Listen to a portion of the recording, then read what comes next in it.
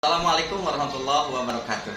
Selamat berjumpa kembali bersama saya Mansur Yatin, calon guru penggerak angkatan 9 dari SD Negeri Tegelaga, Kecamatan Cidalog, Kabupaten Sukabumi, Provinsi Jawa Barat.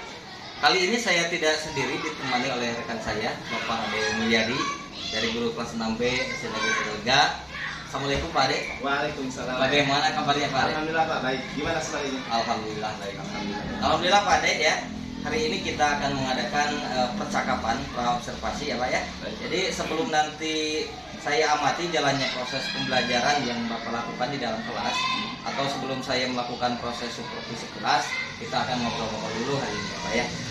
Tentunya adapun tujuan dilakukannya supervisi yaitu untuk mengetahui kan, atau mengevaluasi jalannya proses pembelajaran yang akan Bapak lakukan ya. Dan kenapa hari ini kita melakukan kegiatan percakapan praobservasi Pak ya? Tentunya tujuannya adalah sebagai persiapan awal agar Bapak nanti pada saat pelaksanaan kegiatan pembelajaran itu lebih siap, lebih santai, lebih percaya diri ya, sehingga tentunya memberikan pembelajaran yang terbaik bagi para murid ya. Nah itu Pak ya. Jadi kali ini ada beberapa pertanyaan nih yang ingin saya sampaikan kepada Bapak. Nah, yang pertama nih Pak Ade ya, berkaitan dengan tujuan.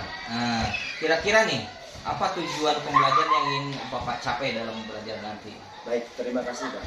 Berdasarkan rancangan yang saya tuliskan di sini, ada beberapa tujuan Pak untuk pembelajarannya, yaitu adalah siswa mampu memperinci kalimat-kalimat efektif yang sesuai dengan tepat.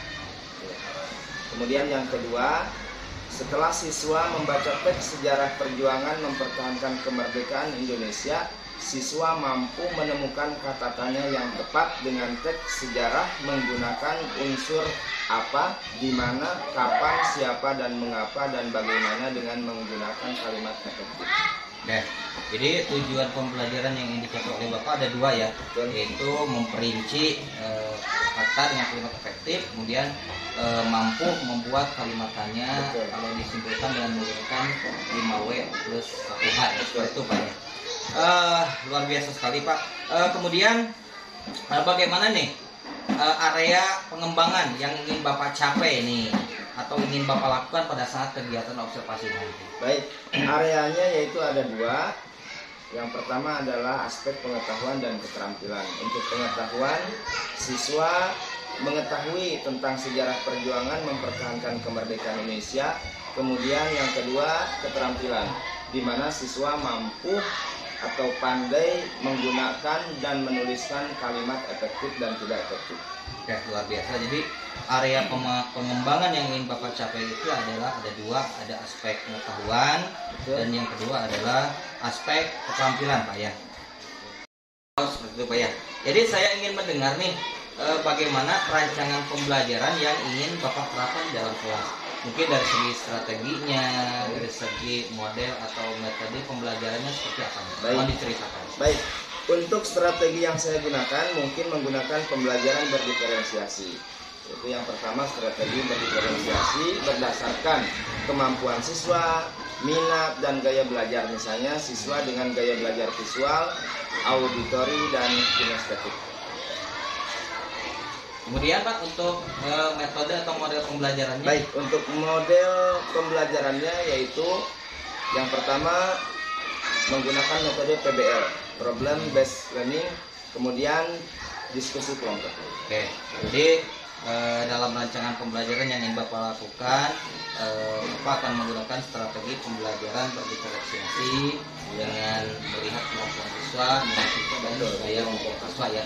Kemudian juga untuk model atau metodenya menggunakan KBL atau Problem Based Learning dan juga diskusi kelompok. Baik Pak, luar biasa sekali. Kemudian, nah bagaimana terkait dengan media pembelajaran yang Bapak pergunakan di dalam kelas? Kira-kira menggunakan media apa saja? Baik, untuk media Pak ada beberapa. Yang pertama LKPD, yaitu lembar kerja peserta didik. Kemudian yang kedua dengan menggunakan print out gambar-gambar yang relevan. Kemudian peralatan audio dan laptop. Oke. Jadi media yang ingin Bapak terapkan nanti itu menggunakan KPD ya, berbagai transparansi, kemudian gambar-gambar mungkin untuk memfasilitasi yang visual ya, dan juga peralatan audio ya untuk memfasilitasi yang gaya belajar audio. Nanti kemudian juga KPD, gambar dan juga laptop ya. Luar biasa sekali Pak. Nah, saya sudah penasaran nih dari apa yang Bapak rencanakan tadi nih. Kira-kira nih Bapak akan melaksanakan kegiatan tersebut kapan nih?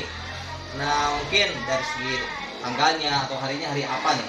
Insya Allah hari Jumat tanggal 1 Desember 2023. Luar biasa, Bapak akan melaksanakan kegiatannya hari Jumat tanggal 1 Desember 2023. Saya akan datang nanti Pak ke kelas Bapak untuk melakukan supervisi kelas ya. Dan juga tentunya saya akan melihat nih dan mencatat hal-hal apa saja yang terjadi di dalam kelas Bapak nanti ya. Saya sudah penasaran nih.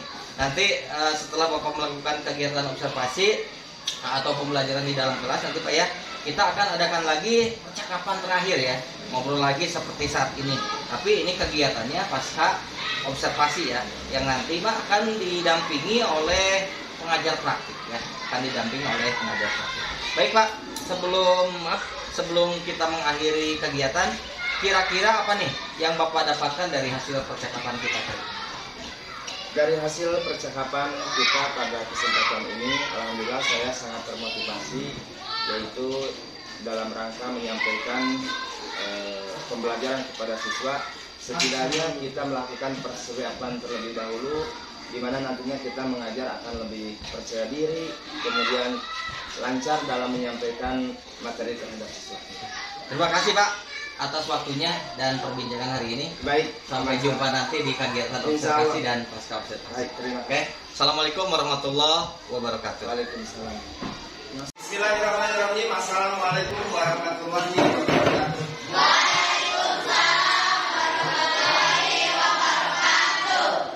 Selamat pagi. Pagi. Semangat. Bagaimana kabarnya pagi ini? Baik, alhamdulillah, luar biasa. Allahu Akbar. Halo kelas 6B, apa kabar? Baik. Ya. Oke, anak-anak sekalian, hari ini alhamdulillah ya kita bisa bertemu kembali untuk melanjutkan pembelajaran kita tentang kalimat ya nanti ya. Tapi sebelumnya seperti biasa sebelum kita memulai pembelajaran, kita memulai dengan berdoa seperti biasa, memohon saran hari ini, kemudian dilanjutkan lagi dengan menyanyikan lagu Indonesia seperti biasa ya. Oke, siap ya.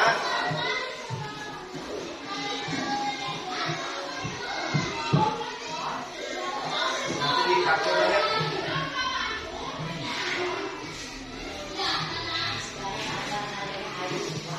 Siap berdiri ya.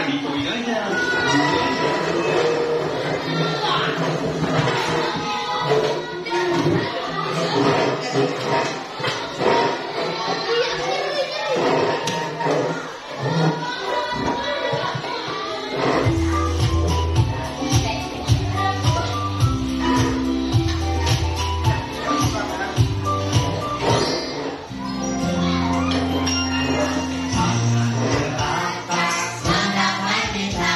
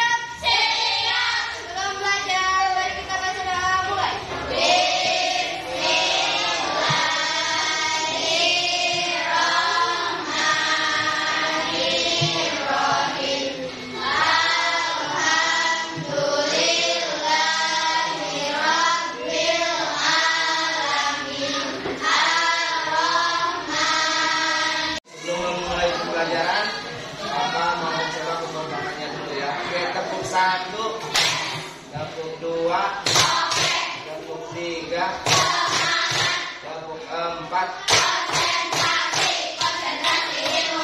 Oke, tolong ya, hari ini kita mau mempelajari tentang kalimat efektif dan tidak efektif.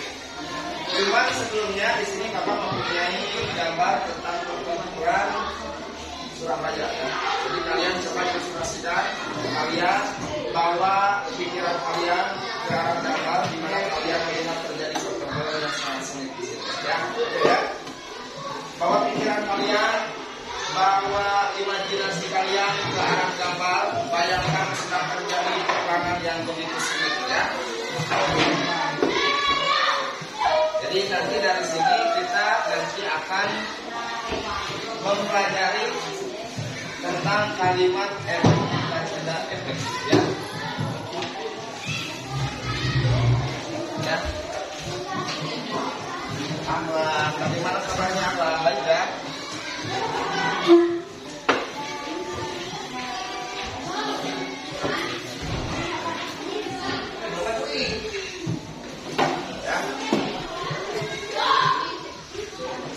Oke, sudah kebagian semuanya ya. Nah sekarang setelah melihat gambar tersebut dan kalian membawa pikiran kalian kepada apa yang telah terjadi di dalam gambar, mari kita baca bersama-sama tentang pertempuran Surabaya yang ada pada tema 2 halaman 45. Karena yang merupakan tujuan dari pembelajaran kali ini, Bapak ingin sekali kalian setelah mempelajari ke sini kalian bisa membuat sendiri bagaimana kalimat efektif dan tidak efektif. Sekali lagi, tujuan pembelajaran pada hari ini adalah kita akan belajar, nantinya kita juga akan mencoba membuat kalimat efektif dan tidak efektif. Oke, silakan dibaca bareng-bareng ya. Pertempuran Surabaya. Ya. Pertempuran Surabaya pada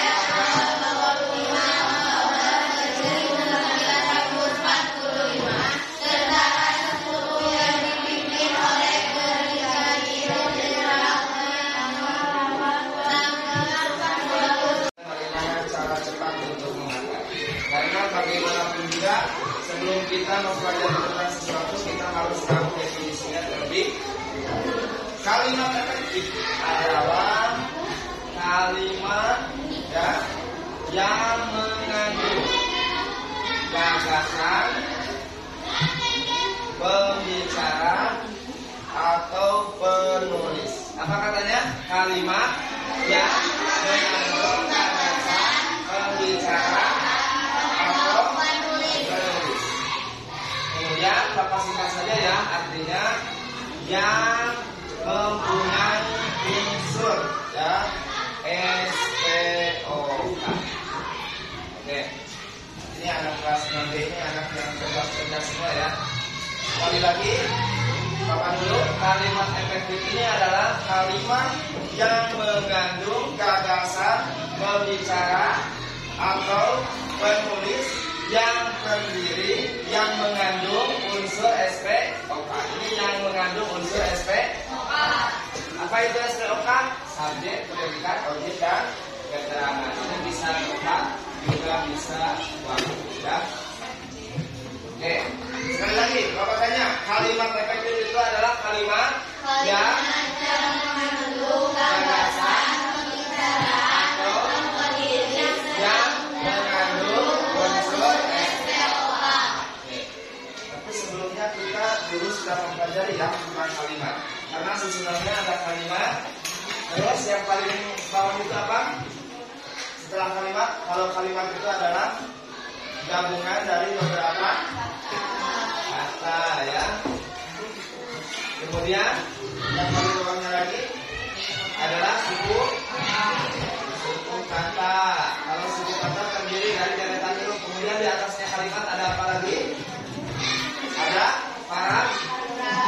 paragraf ya. Oke, kita lupakan saja ini adalah pembelajaran yang lalu. Sekarang kita fokus kepada kalimat efektif. Secara definitif kalian sudah hafal barusan ya. Nah sekarang kalimat efektif ini adalah kalimat yang mengandung gagasan pembicara atau penulis yang mengandung unsur SPOK. Dari sini kita dapat memahami bahwa kalimat itu terdiri dari beberapa susunan kata yang setidaknya mengandung unsur Jadi memang dalam kalimat itu misalkan banyak terdiri dari beberapa kata. Misalkan ada kata ambil, renang, kemudian banyak kata lain sebagainya. Tapi kalau tidak mengandung unsur SPK maka tidak bisa disebut dengan kalimat ya. Nah, sekarang kita fokus terhadap ciri-cirinya ya. Nanti setelah kita mengetahui ciri-cirinya maka kita akan coba untuk membuat contoh ya. Nah, di sini ciri yang pertama adalah seperti yang disebutkan tadi, memiliki unsur penting pokok. Itu adalah kalimat yang sesuai dengan kaidah bahasa maupun tanda baca. Ini kesimpulan lain ya. Ini kesimpulan lain bahwa kalimat efektif itu adalah kalimat yang sesuai dengan kaidah bahasa maupun tanda baca. Apa katanya? Tanda baca.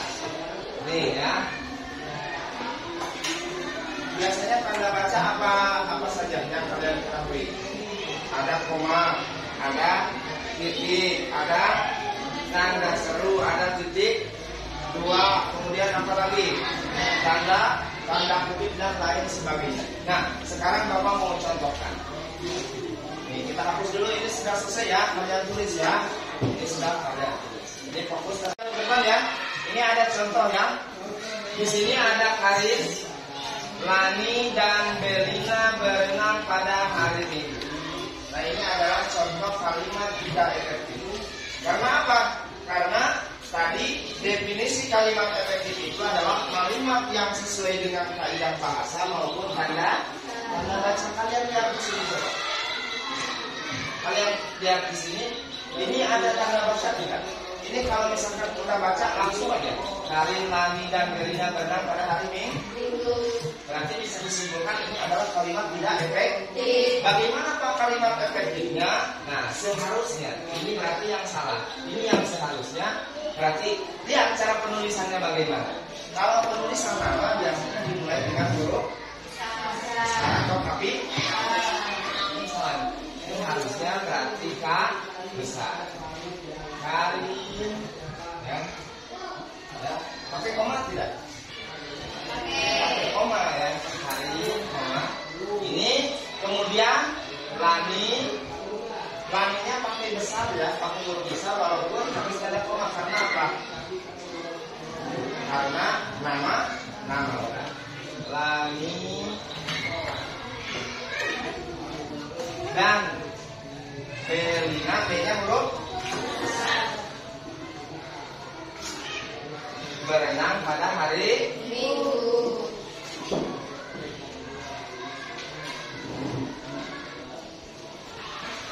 Di sini kita dapat memahami ya. Di sini kita dapat memahami mana kalimat efektif dan mana kalimat tidak efektif. Dilihat dari segi tanda baca ya. Bisa dipahami kira-kira? Bisa ya. Jadi penempatan koma, penempatan titik, bagaimana penempatan huruf kapital kita harus mengetahui. Maka jikalau itu sempurna, itulah yang dinamakan dengan kalimat efektif. Itu baru contoh satu ya. Kemudian bisa juga kalimat efektif itu terjadi jikalau terjadi pemrosesan kata. Kalau tadi tanda baca, kalau sekarang pemrosesan. Misalkan, Bapak mau kasih contoh. Biasanya ada seorang MC ya. MC itu apa? Master of Ceremonial, protokol ya. Misalkan seorang MC berkata di depan, para hadirin dipersilakan duduk.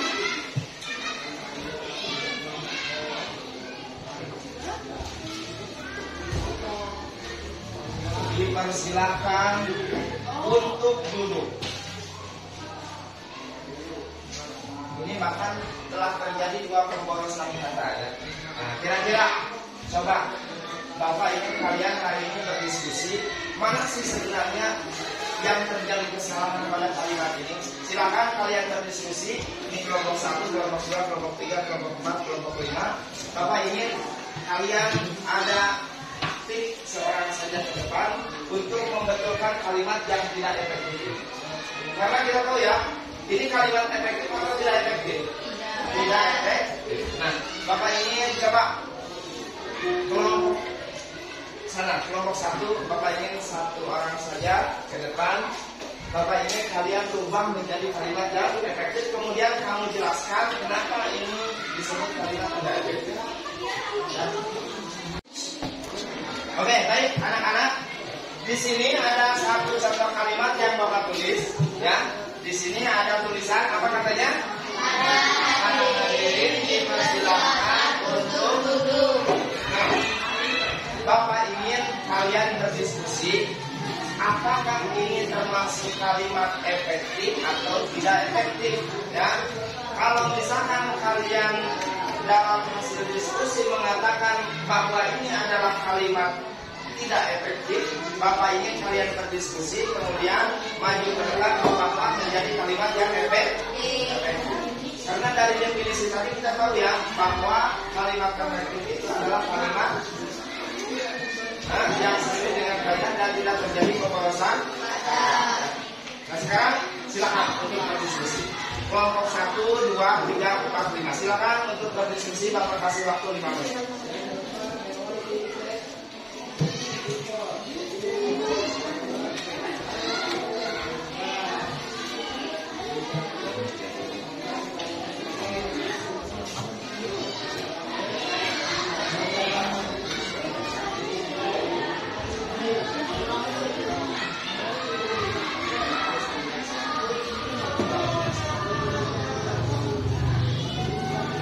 Silakan untuk berdiskusi ya. Atau mau Bapak tambahkan lagi contoh yang lain? Cukup satu saja dulu, oke ya. Baik anak-anak, setelah selesai kalian berdiskusi, sudah selesai ya?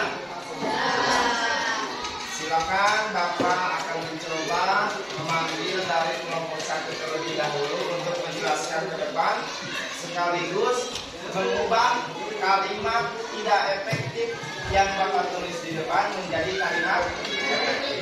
Hanya saja Bapak ingin menjelaskan kenapa diubah menjadi kalimat efektif dan apa alasannya ini merupakan kalimat tidak efektif. Silakan untuk kelompok 1 maju ke depan. Oke, tapi sebelumnya kamu rubah dulu, nanti jelaskan. Rubah dulu kalimat yang ini dan diubah menjadi kalimat efektif. Silakan kelompok 1 maju ke depan. Oke.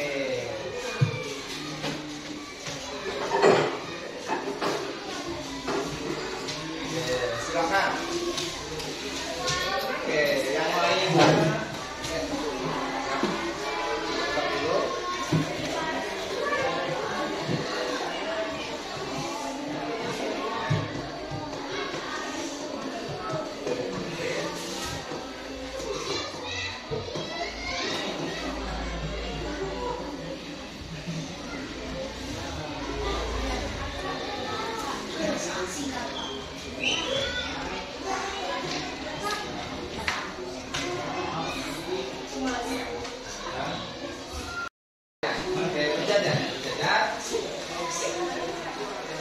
Di sini kalimat tidak efektifnya apa? Jadi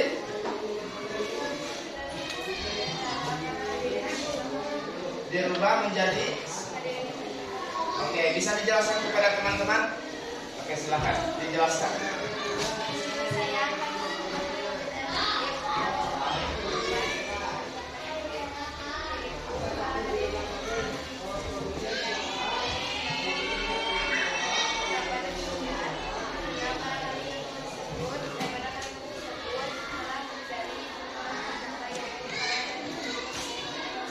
Oke, berarti ambigu ya, mempunyai makna yang sama, dan itu biasanya banyak sering terjadi. Misalkan kita minum susu agar supaya sehat, agar supaya juga mempunyai makna yang sama. Bagaimana kalimat efektifnya? Kita minum susu agar sehat. Sekian. Berarti setidaknya kita sudah tahu perbedaan antara kalimat efektif dan tidak efektif. Yang pertama pertama dikenali dari tanda baca, yang kedua daripada pemborosan. Sekali lagi Bapak ucapkan terima kasih kepada kelompok 1, tepuk tangan.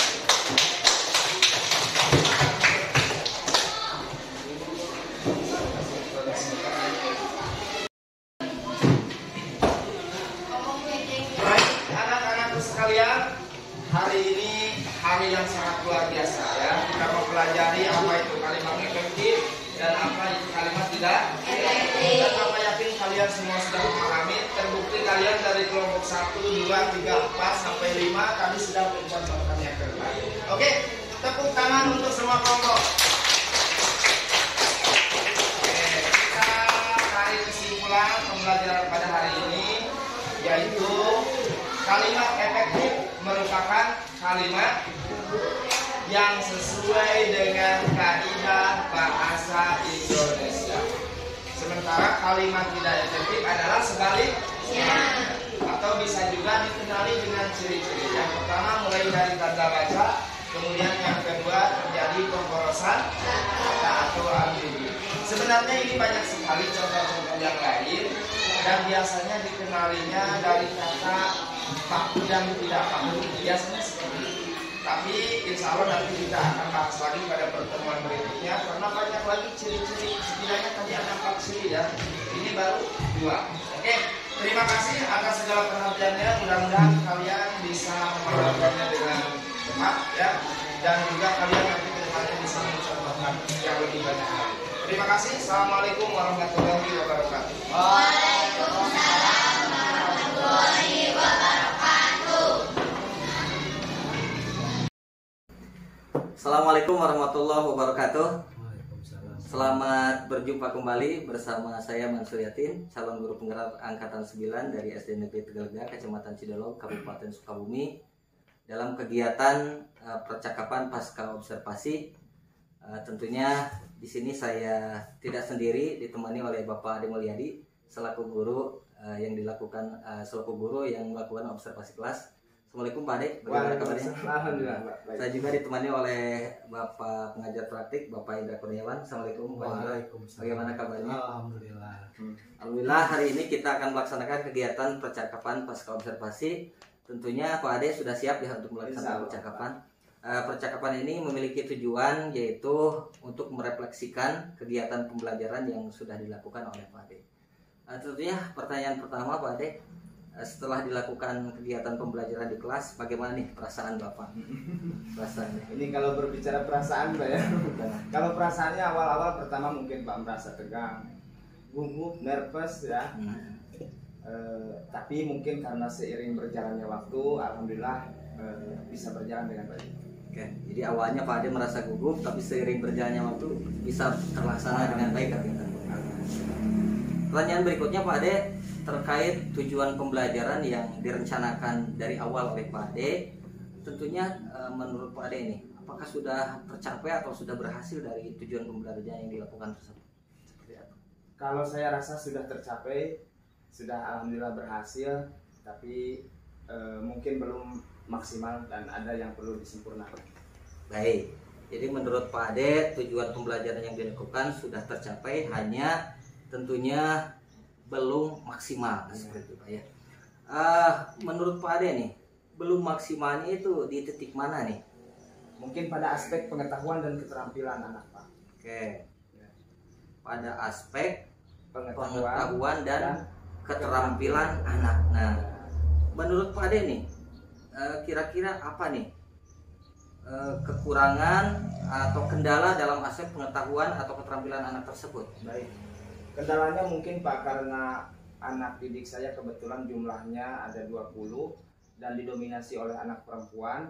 Jadi masing-masing mempunyai minat dan bakat yang different gitu Pak. Kurang lebih seperti begitu. Jadi minat dan bakat anak saya yang berbeda-beda. Mungkin pada aspek yang seperti itu Pak. Oke, jadi menurut Pak Ade kekurangan atau kendala yang dihadapi karena tujuan pembelajaran itu tidak tercapai itu salah satunya adalah minat dan bakat peserta didik yang berbeda-beda. Seperti itu. Nah, kira-kira menurut Pak Ade nih, untuk mengatasi permasalahan tersebut, punya rencana seperti apa nih Pak Ade? Kalau rencana kedepannya dari 20 siswa dan siswi saya nantinya kedepannya akan saya kelompokkan katakanlah menjadi 5 atau 6 kelompok, dan di masing-masing kelompok itu saya akan pisahkan kemampuan mereka yang sama, kemudian minat mereka yang sama menjadi satu kelompok yang sama ya. Katakanlah misalkan kelompok 1 kemampuan mereka 70%, saya akan kelompokkan di satu kelompok, begitupun dengan yang lain. Jadi Pak Ade akan mencoba memisahkan kelompok mereka berdasarkan dengan minat dan juga kemampuan gaya belajar mereka ya, seperti itu Pak Ade ya. Berikutnya nih rencana Bapak ini nih kira-kira kapan nih akan bisa dilaksanakan? Insya Allah bulan depan Pak. Insya Allah bulan depan saya akan menyusun rencana pembelajarannya terlebih dahulu supaya lebih maksimal. Oke. Jadi Bapak akan mencoba melakukan perbaikan pembelajaran dengan menyusun perencanaan pembelajaran terlebih dahulu di bulan depan ya. Semoga berhasil Pak, dan tentunya saya tunggu kabar baiknya dari apa yang Bapak sampaikan berikut. Berikutnya saya berikan kesempatan kepada Bapak Indra Kurniawan selaku pengajar praktik untuk memberikan tanggapan atau juga umpan balik terkait proses percakapan pasca observasi yang kami laksanakan. Dipersilakan Pak. Baik, terima kasih Pak kepada umumnya. Observasi sudah baik, jalan dengan lancar, dan untuk kriteria coachingnya sudah dapat. Jadi Bapak sudah ada bisa menanyakan tujuan dari rekan sejawat. Kemudian percakapan sudah 2 arah ya. Kemudian percakapan menghasilkan tindak lanjut yang konkret sudah diinginkan. Pada umumnya kegiatan coaching sudah luar biasa Pak Mansur. Mudah-mudahan ini bisa diaplikasikan dalam kegiatan sehari-hari.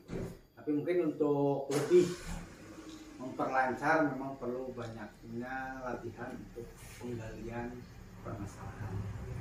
Kadang kita juga suka kadang-kadang istilah bahasa itu pengen sekali mengasihkan solusi ya, gitu. Dan dalam hal kegiatan ini supervisi yang di dalamnya ada percakapan itu memang hal itu tidak diperkenankan. Kita memberikan masukan jadi apapun yang itu harus digali oleh si coaching. Ini itu aja. Pada prinsipnya kita jangan memberikan solusi, tapi bisa saja kita memberikan sedikit solusi, tapi nanti dikembalikan lagi kepada coaching.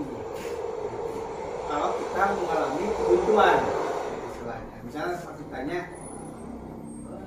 mengalami kebutuhan, kita ngasihkan, tapi nanti kalau dalam supervisi ini boleh, Pak, gitu kan? Nanti kita balikan lagi kepada yang bersangkutan. Yang bersangkutan. Karena kalau supervisi ini kan itunya kan gabungan ya antara percakapannya harus percakapan coaching gitu istilahnya, penggalian masalah gitu. Itu saja mungkin. Terima kasih Pak Mansur.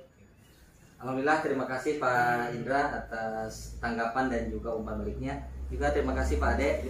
Alhamdulillah kegiatan tahapan supervisi akademik ya, rangkaiannya sudah kita laksanakan mulai dari kegiatan pra observasi, kemudian kegiatan observasi kelas, dan juga kegiatan pasca observasi.